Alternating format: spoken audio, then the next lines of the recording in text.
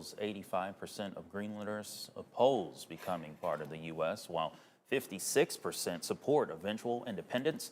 For now, Greenland's priority is unity with Denmark.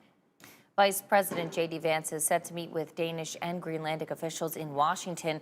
Discussions will include President Trump's insistence of U.S. control over Greenland.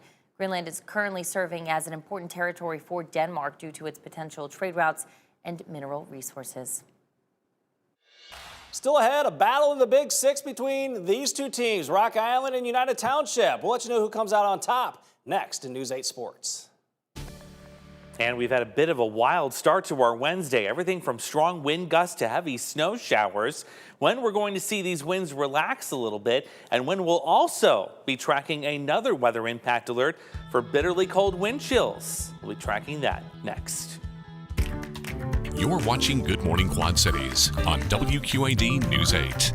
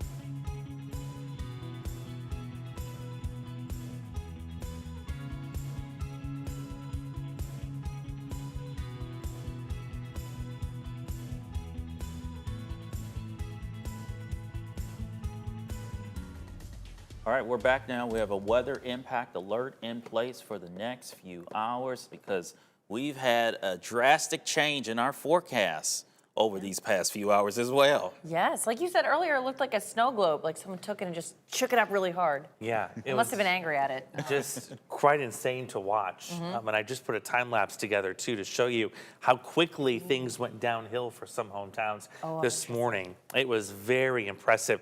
I'm going to give you the details of the impact alert, then I'll take you right to that view that went downhill quickly. There's the impact alert. I took that until noon.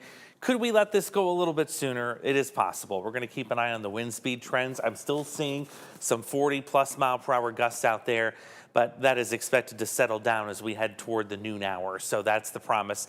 Still looking, though, quite windy to the west of us, so that's why we still have some stronger wind speeds. Here's the time lapse. All quiet, couple flurries, and then boom, it just let loose in Rock Falls this morning. Not only did it reduce your visibility, you actually piled up some snow, not only on the pavement, but on the sidewalks and the grass. You got a good dusting of snow moving through your region this morning. So that was the big story, and that is certainly what happened. And look at right now. You got a couple of folks out there with the snow blowers trying to get stuff cleaned up.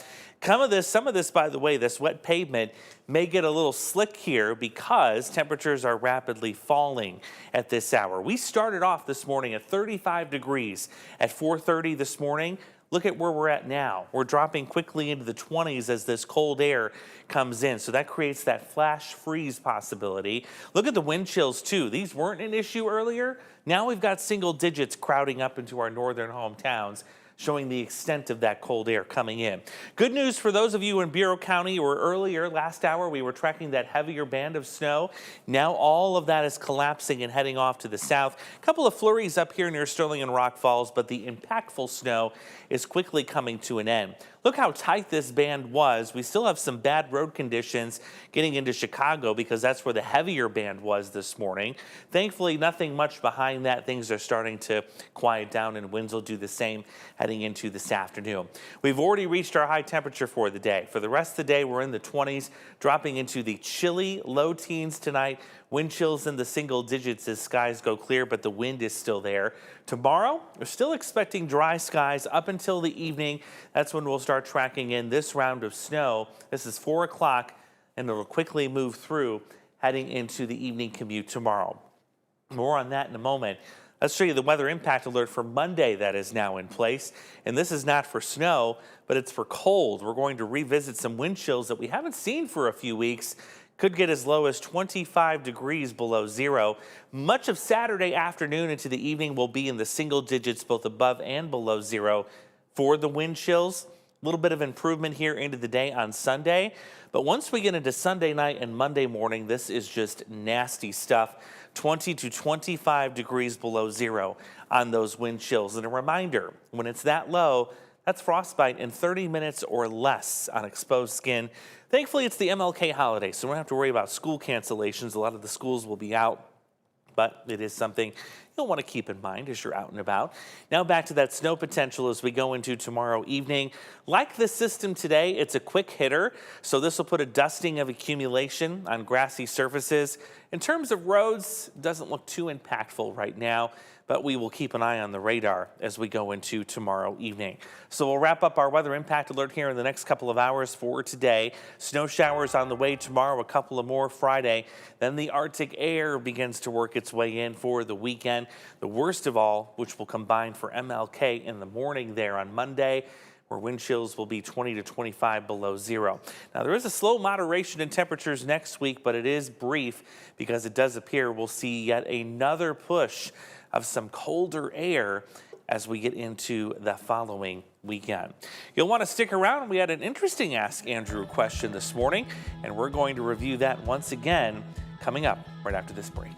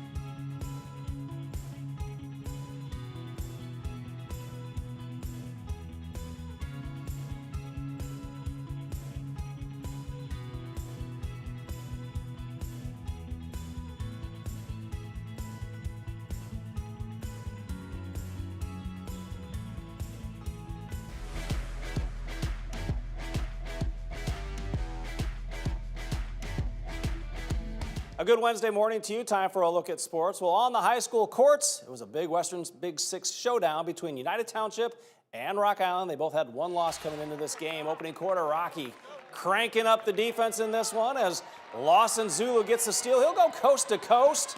13-5, Rocky after one.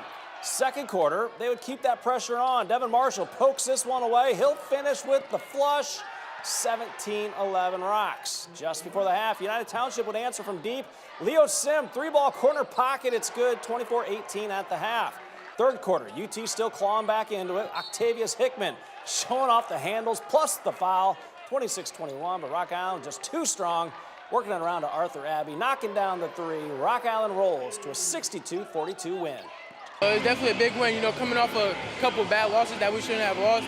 Just coming out and doing what we have to do is definitely a great feeling. UT's such a good, talented, well-coached team, and we knew that we'd have to come out and execute. That first half was a slugfest, and, fortunately we were able to make some adjustments there at halftime and be able to open up a lead on them. Rock Island improves to 5-1 in the Big Six. Now let's head to Sterling as the second-ranked Comets play Mendota. Undefeated Sterling Newman is chasing Mendota most of the night. Asher Ernst goes into the heavy traffic for 2 of his 14 to the pleasure of his biggest fan. Hey, Mom! Comets are within 4 of the home team. Still coming, John Rousey working the low post nicely. 5 Newman starters in double figures. Mendota can play defense, and they can hit the three. That's Aiden Tillman, stroking one of 13 triples on the night for Mendota. But Ray Sharp's team, they can find a way. That's George Youngerman for the Dipsy-Doo. He joins the 1,000-point club as the Comets eke out a 67-66 win. They're now 19-0 on the season. Now on the girls' side of things in the MAC, Central DeWitt has set the standard. Now they face another tall challenge. Number 11, Bettendorf at number 7, Central DeWitt. Third quarter action in this one. Olivia McCorkle sneaks around her defender, banks it home. This game's tied at 17. Fourth quarter, Addison Wolfel whips it to a wide-open Haley Ingalls, splashing in the three. Bulldogs take a 4-point advantage. Ava Putnam got it going for the Sabres. She'll bury the corner three, give the assist to her sister Emma. They're down 27-26, 4 minutes left. Emma Putnam gets free from the top of the key. That's cash money, 33-27 Sabres. And they survive a low-scoring battle, 37-27 the final. I think we were just trying to rush stuff, and we weren't playing as a team. But we definitely pulled it together in the fourth quarter, and we came together. We said, we got it, guys, and we just encouraged everyone, and we definitely worked as a team and came out with the win. We're rotating 9 players, and they all are buying into what it's your time on the floor, give it all and contribute. Support each other when you're not on the floor. So it's really team effort tonight. Central DeWitt now improves to 10-1, 8-0 in the MAC. That is a look at sports. Have a great Wednesday. 8:53. It's time now for Ask Andrew. He's taking all of your questions, weather-related only, and answering them with his excellent expertise. What do you got for us, Andrew? Hey, good morning. We are taking a look at some of the severe weather statistics from 2025 because actually the severe weather season, the upcoming one, is kind of a little bit of a topic of what we're going to talk about on Ask Andrew Live today. So this is the question we received. It was from Alan in Aledo. Seemed like we had a lot of severe weather last year. How many warnings were issued? So let's go ahead and take a look at the data here. The number of severe thunderstorm warnings on an average year, we see about 132 of those issued. That's the 10-year average. Last year, we had 141 warnings issued from the National Weather Service office in the Quad Cities. Definitely an increase, not a huge increase, but an increase nonetheless. This is kind of where we saw the bigger jump, and that was with the number of tornado warnings that were issued, 36 in 2025 versus the 10-year average of 28. Now there's an even cooler graphic that I'm going to show you coming up on Ask Andrew Live, because I don't want to give all of it away on this show. I got to save some meat and potatoes for my show. So we're going to do that at 9 o'clock here, right at the top of the hour. Really neat graphic that Peter Warner put together that shows us kind of the spatial coverage of warnings that we had last year. So stick around. Ask Andrew Live begins at the top of the hour. We've got more GMQC briefly right after this.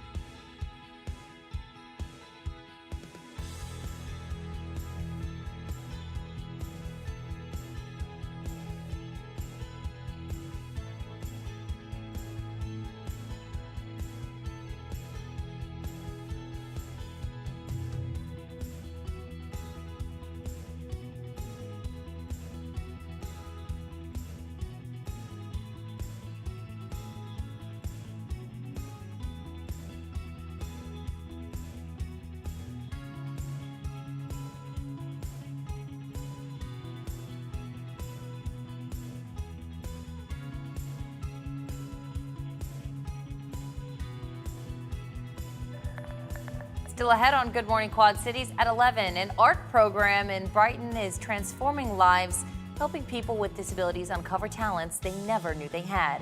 See how creativity is building confidence and breaking barriers. Plus 2 toddlers in danger, a busy Florida roadway, and a good Samaritan who didn't hesitate. See the dash cam video of this dramatic rescue and how it ended with a family reunion.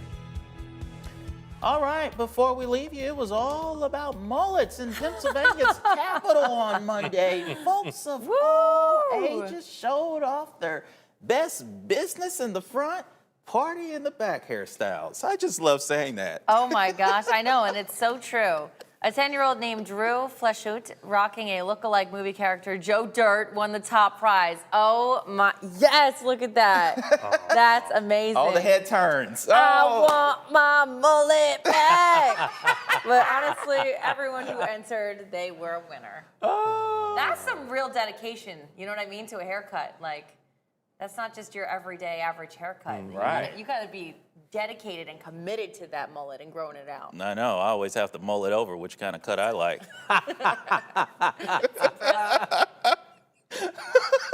Andrew, when are we going to shave off this weather impact alert? Not until the mullet, No though. kidding. My God, I don't think there's anything more America than that. Than a mullet. I tell you what. Live look outside right now. I was gonna make a bald eagle noise, but I don't blow out the microphone. That's true, yeah. Oh, my goodness. National anthem, right? We still have some windy conditions that we're working our way through, so weather impact alert continues, though we may let that go a little bit early, but the temperatures are falling as we speak. Now in the 20s, we had our high earlier this morning.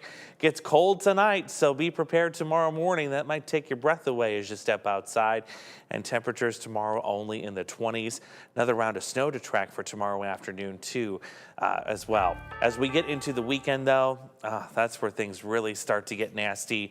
Wind chills below 0, especially on MLK Day in the morning. Weather impact alert in place for those wind chills. So we'll go over everything I just mentioned there in finer detail. Let's Ask Andrew live at the top of the hour, so don't you dare go anywhere else. You'll want to stick around right here. Weather anchor Peter Warner will be joining me, and we'll have a chit-chat for 30 minutes coming up here. Well, the good news is you only have about 35 seconds until you have to be back, so that's just enough time to make another cup of coffee, run to the restroom, grab a snack, and then sit right back down again. And have a party in the back. But business in the front. Keep calm, mull it on over here in just a few seconds. Thanks so much for joining us. Have a great day, Quad Cities.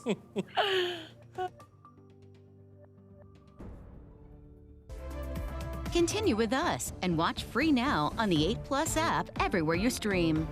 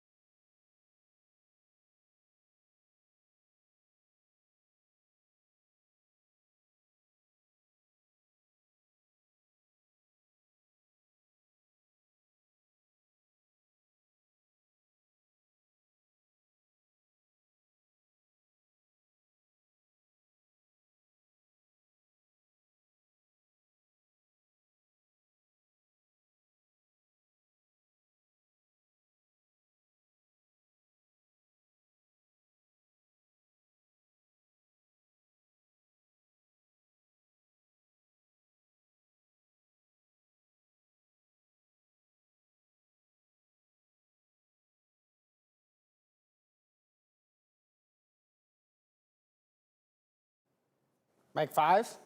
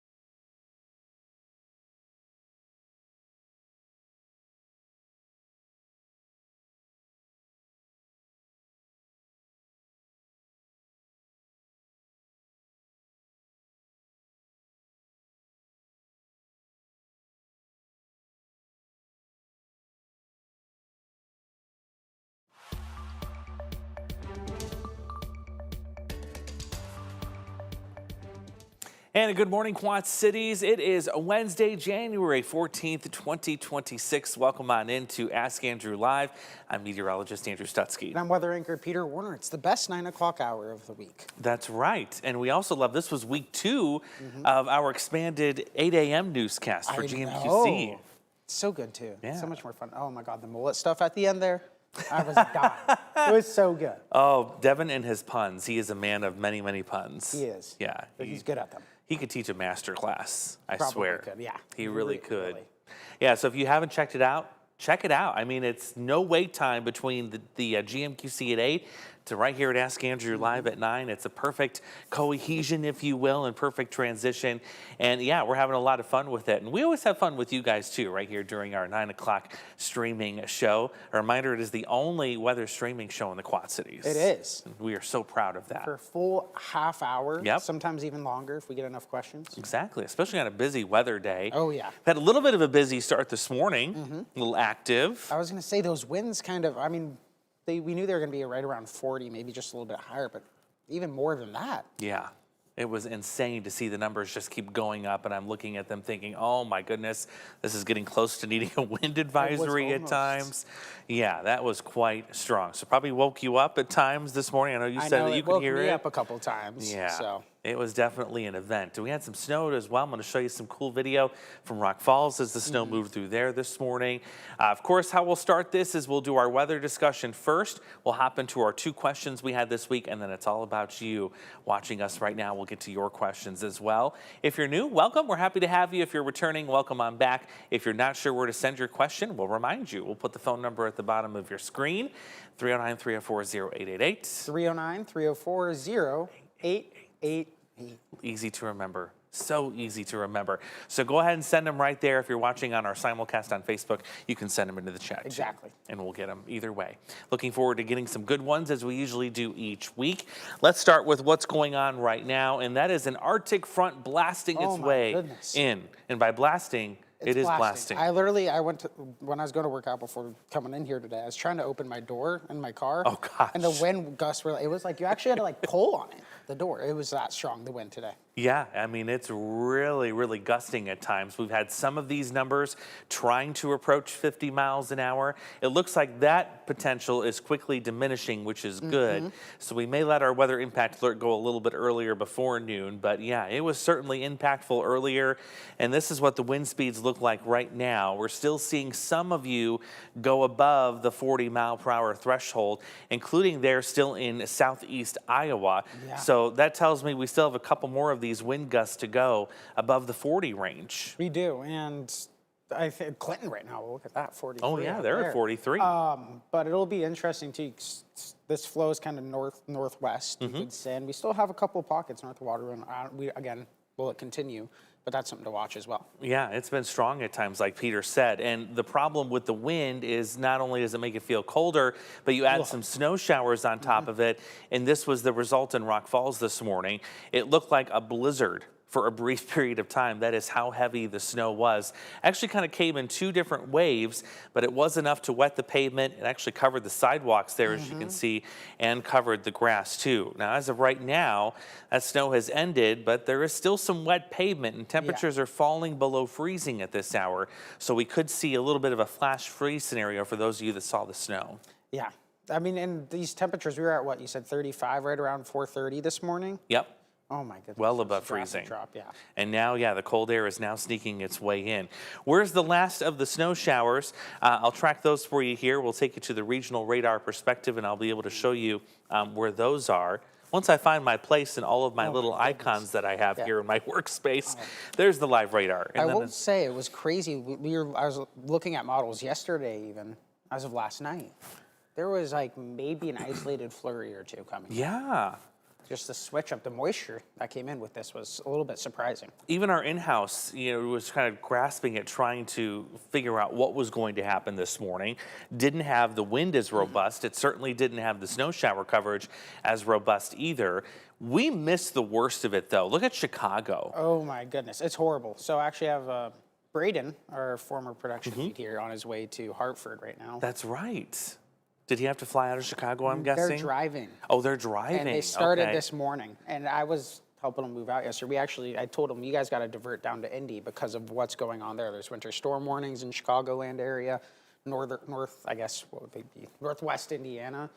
Lake effect snow moving in. When you get that cold air moving over that warmer body of water, you're seeing a whole lot of activity out there right now. Yeah, that's nuts how just heavy that band was. And it's a quick hitting band of heavy snow as well. I'll pull up the road conditions if you're curious about those impacts. Maybe you do need to travel to the east here this morning. This is likely going to remain an impact for at least a few more hours. And it looks like even some of our northernmost hometowns up in Carroll County there near Chadwick, Milledgeville, up into Lanark had some snow-covered roads briefly. Not surprised at US 20. It takes only a flurry to mess up US 20 into Rockford. I swear, it's that case every single time.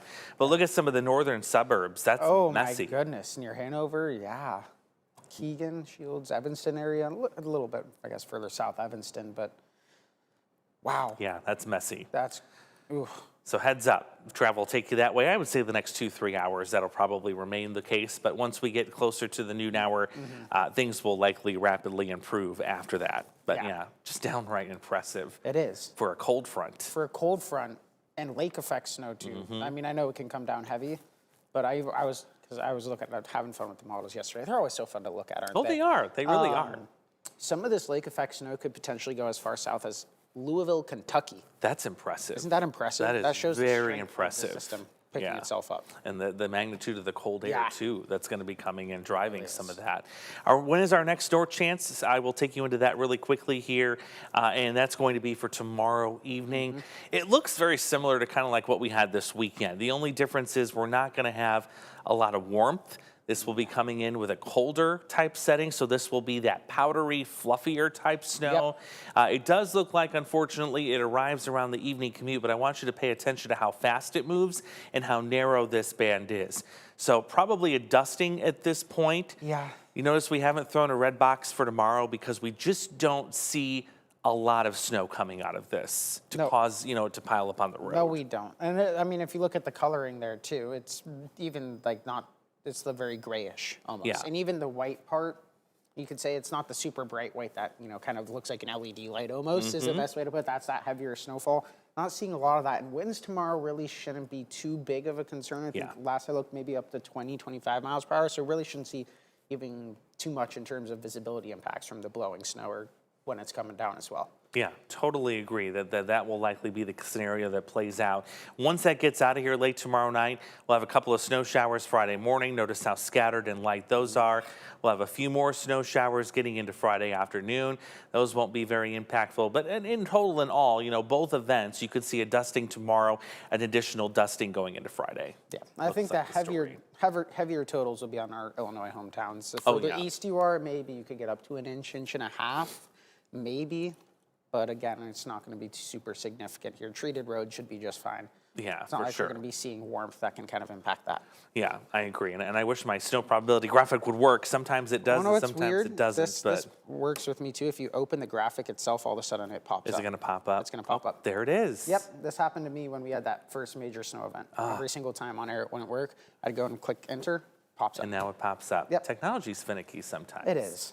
But this shows what Peter was talking about, how the further east you go with these two events, the one tomorrow and the one coming up on Friday, the more probability you have of having to do a little bit of shoveling or a little bit of brooming. Yeah. But it looks like even the 40%, unless you're in Princeton, is out of our region. So Yeah, that's that's some good shifted news. since last night. Yeah, wow. Clippers, I'm telling you. yeah, They're no fun. they're not. They're No tricky fun little at all. buggers. They are. So that's what's coming up in the near term. I'll give you an update on the newer weather impact alert that we have for early next week. We were the first to issue this, by the way, yesterday before GMQC at 11. And this is going to be for Monday morning. Yucky. Some good agreement that we're going to be dealing with some nasty wind chills Monday Well, I morning. might not agree with it. Or at least the temperature's coming. Oh, yeah. Oh, Yeah, my gosh. That's not too fun. We agree with what's coming, but we Yes. don't like it, let's say that. We don't like it at all. No. It's going to be another reminder that we're in January and winter continues. So keep that in mind for Monday morning. The good thing about the timing of this, it's Martin Luther King Jr. Yes. Day, which means the schools are not going to be in session. Most of them will not. So the adults, I'm sorry, as you go to work, you're really going to have to layer up. stinks. While your kids are nice at home, tucked in their beds, probably sleeping in on that morning. Yeah, but it's better than having to have the kids get school canceled. Exactly. Then it's another day you got to make up in the summer, right? Exactly. Ugh, don't want that. No. So there's the trend getting into the weekend. Yeah, you see that big dip in temperatures. This one hangs around a little bit longer than the last couple we've seen. It does. Lately. This is probably going to stay through the end of the month. Yeah. Right about at or below freezing temperatures with the latest trends we've seen. Yeah, it's going to be a cold end of the month, it looks like. I thought we were going to spring after the last few days. I was like, this So is did nice. I. Here we So go. did I. I thought we were done with No. this junk, but here we are. Here We're we are. still doing it. It's Still doing January. it. We were lucky. Yeah, we were very lucky. You never know. February can turn around. We've had 70s in February before, so That's true. It's possible. it can turn around. You never know what's going to happen. No. We're at 16, now 17, so we'll get the two questions really quick, and then I want to leave plenty of time for you at home to get Yes. your questions in.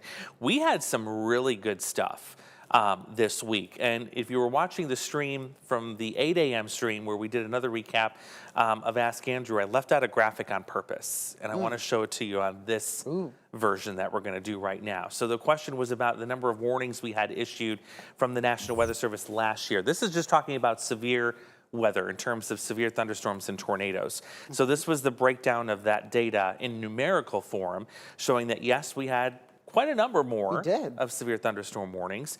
And like Peter pointed out to me yesterday when he was looking at the data, this started early in the year. It was in March we kind of had this big burst. That was that wind event. Remember, I said we were talking about, I think we were cut in on air for about 5 hours straight. Yes. Almost, 4 or 5 hours straight. And we had that. And I feel like we had a lot of significant events where you got many, like you piled up warnings very quickly over the summer. We had like 3, 4 major events too. Because we had the flooding event, we had the derecho, didn't we? Yes, we did. We did. Yep, we did. So everything was widespread, it seemed. We didn't Yes. have like isolated instances of severe No. weather. It all came in at once and it was very, very widespread. So yeah, that's the number, up a little bit more than we would typically see. What about tornadoes? Same That thing. was higher. 36, and the 10-year average of tornado warnings per year is 28. But what's interesting is you look at this next graphic, and kudos to Peter for putting this together. I'll let you explain what you did with this and what you're showing folks. Go ahead. Yeah, so this is the typical polygon, right? And whenever we see severe thunderstorm warnings, they issue the polygon just to let you know the areas that are going to be impacted. And many times they do follow county lines, as you can see there on that bottom part of Henry County. Sometimes they don't, though. And you can see this is a very large one. This is from that March 15th or March 14th wind event here throughout the area where we saw those 70, 80 mile per hour wind gusts. I think Burlington at one point had like an 86 that day. Oh my goodness. It was something crazy, if I remember off the top of my head. You're right, yeah. We had like a near 90 mile per hour wind gust with that, I swear. But this is just one polygon. As Andrew said, it was 131, right? Those warnings. Yep. What you're seeing here is all those yellow lines are each and every warning here throughout 2025. And I know that looks a little bit messy, but look at the darker areas of black. The darker that map is within our viewing area here shows where we saw the most warnings. And you can kind of see that pocket, one out in Knox County into Stark County there, and then two kind of right here near the metro and just north towards that, say, Highway 30 corridor. That's kind of where we saw the peak in terms of where we saw the most warnings this year. But what's fascinating about this is further to the north is where it kind of looks like we had the most severe thunderstorm warnings. But it's a little bit different with our tornadoes. Yes, that's what surprised me. That's what's fascinating. Yeah. Because you see the higher frequency of those were a lot of hail or wind events further to the north. But then when it goes to your tornadoes, it shifts south, along and south of Interstate 80. That's which what is fascinating. Was really interesting. And it was, you pointed out, it was Henry County, Illinois. Yeah. And it also looks like maybe the eastern half of Rock Island County. As I say, Rock Island County and even Scott County really is where we saw the density. Here near the metro or in the metro area is where we saw the highest density, and that's pretty rare too. So I know we saw our first EF2 plus tornado here in the metro. It was either since like 1980 or something. We did. It had been a while. It had been a while. Yeah. So it was an active tornado season. I know we had that day where it was considered a tornado outbreak too. It was on Easter, wasn't it? It was, yeah. We had the tornado Easter outbreak, and I remember you were looking around Geneseo for seeing any damage. For some of that and stuff. damage, yeah. But it's fascinating to see the southerly track, almost you could say, throughout our viewing area, or along I-80 for the tornadoes. Well, the higher frequency in general was right along maybe Clinton into portions of Carroll and Whiteside County. Yeah. It certainly looks that way, and I'm kind of curious. Have you tried? Can we zoom into this? We can. Is this map zoomable? And if you go into it, you can highlight different warnings, and it'll show you. It doesn't show the date, but it'll show kind of the warning itself and the ranges that we saw. Ooh, don't want. So if you open it up, oh, you gotta open that it. region. Okay. Yeah. So it should highlight each warning once we open it up. Let's see here. You can zoom in. And then you can zoom on in. Yes, and it'll show you each individual polygon once you click on it, I believe, once you go back to the scene and get out of camera. We're talking about all the stuff that you guys don't typically see here. But you should be able to highlight it when you click on it. Maybe it doesn't. It's being finicky. There it is. Oh, there we go. Okay, So I yeah, see what you you can mean. highlight different warnings, and you can kind of see where each one was, and you can see the densities. I believe that larger one was Easter. That This one here? I believe, this one was Easter, and the large one over the metro was Easter as well. That is impressive. Yeah. And just to, I'm going to try and maybe collapse this one more. There we go.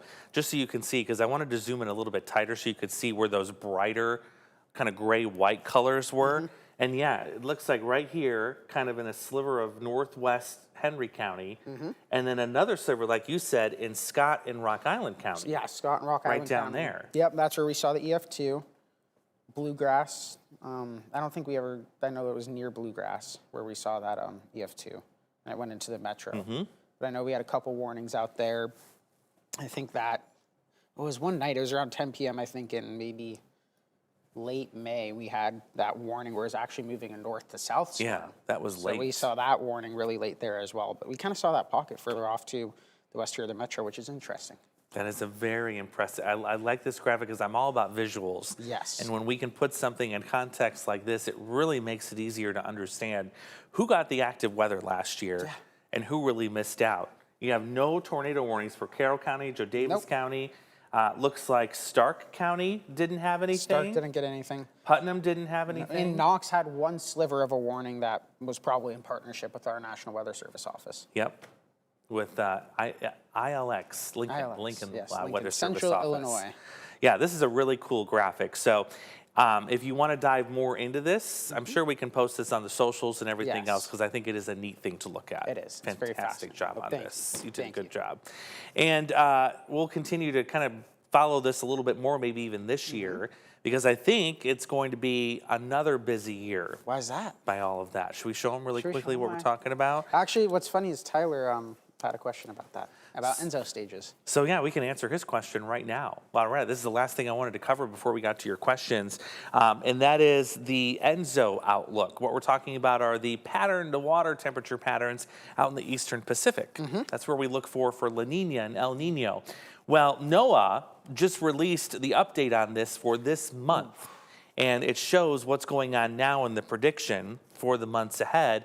So what I'm showing you, probability of La Nina, probability of nothing, meaning no La Nina, no El Nino, and then probability of El Nino. So La Nina is in blue, nothing is in gray, and then El Nino is in red. So obviously we're in La Nina right now. No surprise. Yes, no, we knew that. It is a La Nina. But you look at what the probability of El Nino is going into the spring and the summer, this is a rapid climb. Increase.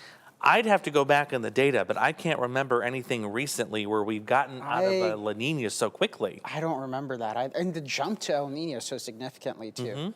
Because what these months at the bottom, those are months. That's December, January, February, March. Then once you get April, May, June, just skyrockets. Yeah, and it looks like by June, our probability is at least 50%. Yeah. And then beyond June, it skyrockets well above that. And when we get these transitions, I feel like we usually get more active seasons, don't we? That is correct. And it's especially true with La Nina. Anytime we transition out of a La Nina, we always have this issue with these big severe weather outbreaks. And the most recent example I can give you is 2024. Oh, that's right. It was a gangbuster year. Yeah, I remember that was the most tornadoes ever in Iowa. Yep. The most severe thunderstorm warnings, I think, ever in Iowa as well. Exactly. So that hopefully that answers your question. We are looking at a potentially very volatile spring severe weather season coming up just based on this factor alone. Now, of course, we're going to have to watch drought and some other things, but that's very important because they're dealing with a lot of drought issues, especially further to our south and to our west, which is where we need the moisture to come from for our storms. So I know Colorado and Utah are a mess right now. Yeah. In terms of their snowpack, they're really struggling out there. They really need some moisture. So we'll see. Maybe we can turn that around and get some healthy spring rain over there at some point. That'd be nice. And that switch would be great for them as well. Yeah, they'd appreciate it. I know that. Now we'll get to your questions. Yes. It is your time to shine. And if we need to spend a couple of minutes beyond 9:30, that's okay. We can do that. That's what we're here for. That's right. We like to talk. We're here for you. We're really bad at this. We went 20 minutes just talking to ourselves. I know. Oof. We had so much good data to show you, though. It is so fun. So much good data to show you. Isn't it? Good morning, Linnell, as always. It's her brother's birthday on Sunday. Happy early birthday. Oh, happy early birthday, Linnell's brother. She wants to go to Savannah for Manny's Pizza. Should she be able to drive there? Yeah, just watch out, if the road looks wet, could be a little slick in spots, but other than that, it looks good. I think you'll be fine. Just bundle up, because it's going to be cold on Sunday. Layer up, yes. Literally. Oof. Let's see, Marcus from Moline. Good morning. Hey, Marcus. We saw him yesterday. We did. He was right back here. That was crazy. What time of year are the wind gusts usually the strongest? Strongest wind gusts. I'm glad I think we have a map of this, don't we? We do have. It's probably going to take me a minute to find it. Oh, look at that. It's right in the workspace. Are you serious? It's like I used it. That's so easy. Yes, it's right there. Wow, that was impressive. So when are the strongest winds? Actually coming up in the next few months. Yeah. It's March into April, strongest winds. When you get the fall to winter and winter to spring, that's usually when you get your steepest temperature gradients. You get those big surges from the north, surges from the south, and the pressures. That's when you get a lot of those strong lows that develop with the temperature gradient helping out with that. All about the temperatures. And boy, do we get swings in the spring. I think we get more crazy. Violent swings in the spring than we do the fall. Oh, 100%. Hands down. Yes. Yes, much more stable in the fall. Oh, yeah. Noah and Emma out in Walnut joke. Oh, we got a joke. Hey. Let's go. Yes. Let's go. What did the icy road say to the car? Why are you so skittish? No. Close. Want to go for a spin. Want to go for a spin? Oh, that's cute. That's good. That is adorable. And then the question is, why does thunder make noise? Why does thunder make noise? Easy on that one. The reason you even have thunder to begin with is because you have lightning. And lightning is extremely hot. It is something like, and I'm probably going to get this number wrong, isn't it like 10,000 times hotter than the surface of the sun? Just about. It's some obscene number. Yeah. It's absurd. It's like 5,000 Celsius or something crazy. It's very, very hot. And so in order for the air around that to change when lightning strikes because of such a temperature difference, you get that crashing noise. Yes. That's just essentially due to the temperature difference between the air and the lightning bolt itself. Just crazy. You're burning up the air, essentially, is what you're doing. Pretty much. The Yeah. molecules just don't know how to handle it. It's just nuts. Don't ever get struck by lightning. No, that's never a good idea. Good morning from Rhinelander, Wisconsin. Our friend Scott out there. Oh, hey. Generally speaking, is the growing season getting longer in this part of the country or in our area? The growing season? Absolutely. Yep. The fall season is extending itself longer, and the spring season is starting earlier. So we kind of showed you a graphic. This was probably a few months ago about how the seasons are compressing winter. Yeah. Winter's like caught in the middle, and it just keeps getting shrunk It does. as time goes on. So yeah, we are getting a longer growing season. We are. That is for sure. Yeah, your Highway 20 statement, Linnell was a fan of that one. See, I know, working in Rockford all those Oh, years, yeah. it don't take much, and 20's a mess. Yes. Good morning, Tyler, as always. The current area going through a week of El Nino through the winter. So we talked about this. Oh, yeah. He was just talking about El Nino versus La Nina and all that, and that was what we talked about there. Riley's got a joke. Yes. Why did the wind apply for a job? Why did the wind apply for a job? Why did it? Because it wants to blow people away. Ah, that's good. I like that. Good, right? She does good work. She does. I love my notebook, by the way. I still got it behind me. It's Been using it like fantastic. crazy. It is the best. Then her question, what's the strangest thing you've seen so far as a meteorologist? The strangest thing that I have seen so That's far. a great question. I think for me, honestly, it's a dust devil. Dust For real. devils. Yeah, dust I will devil. say Habib's growing up. Yeah? Or those dust storms, those walls of dust storms in Arizona. Have you ever driven fascinating. through one, by the way? Oh, yeah. Isn't it crazy how dark it gets? That scares me. We I would see play videos. outside in them because that's the only time we get rain. That's the only time we get rain in Arizona, really. What if doesn't the dust get in your eyes, though, and in your... You're like 7, 8 years old, and you're You're just- like, I you're don't like, care. wait, there's wind exists, temperature changes exist. It's crazy. It's a shock to the system. Oh, my gosh. But yeah, we used to kind of play outside of them a little bit, and right leading up to them, you get excited. You know, here you're like severe storms. It's a Yeah. very different. Not that people don't get excited about severe storms here, but you know what I mean. You're like, everyone's take caution. Yes. Arizona, completely different story. Oh, my They gosh. all get so excited. The place, it's like a party is thrown because there's rain coming. Wow. Yeah. Fascinating. I watch the videos, and how it goes from daytime to nighttime, like... It shifts. And quickly. you drop from temperatures right around, say, 110 to about 70 degrees in a matter of 30 minutes. It's possible. That's insane. Just once the rain gets going, the wind changes. Wow. Yeah, it's fun. Scary. I'd be scared to death. It's fun.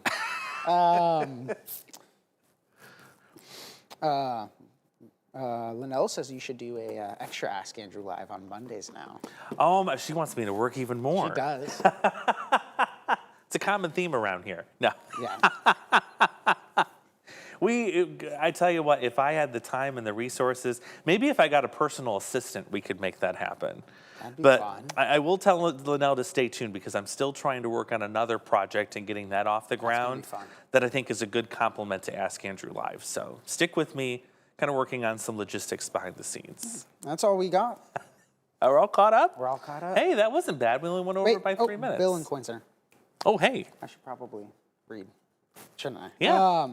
When will the average daily highs start to go up? Actually, we just today entered our peak average lowest temperature of the year. You're I guess right. our Coldest temperature of the year. Yeah, it's interesting that the coldest time of the year doesn't happen on the shortest day of the year. No. Because the shortest day of the year, of course, is just before Christmas. It's like, what, December 21st? 19th or 20th or something. Yeah.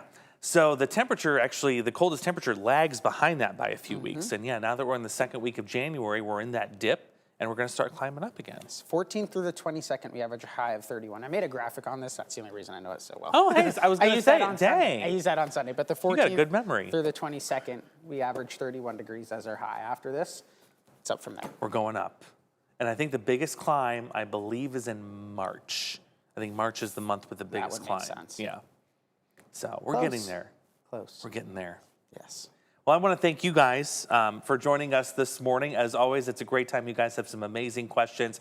Shout out to Peter Warner again for that amazing graphic. I think that was really cool what you did there. Easy visual. we're going to go ahead and head to our next thing that we got to get to here this morning, the morning news meeting. Thank you for joining us. I'll be back with you tomorrow morning for GMQC. I think, Peter, you've got the reins for the 11 today. I'll take the 11 today. Yep. So, Peter, will see you at 11, and I'll see you bright and early tomorrow morning, hopefully a quieter morning. Yes. That's what we're expecting. You guys enjoy the rest of your Wednesday. We'll see you later.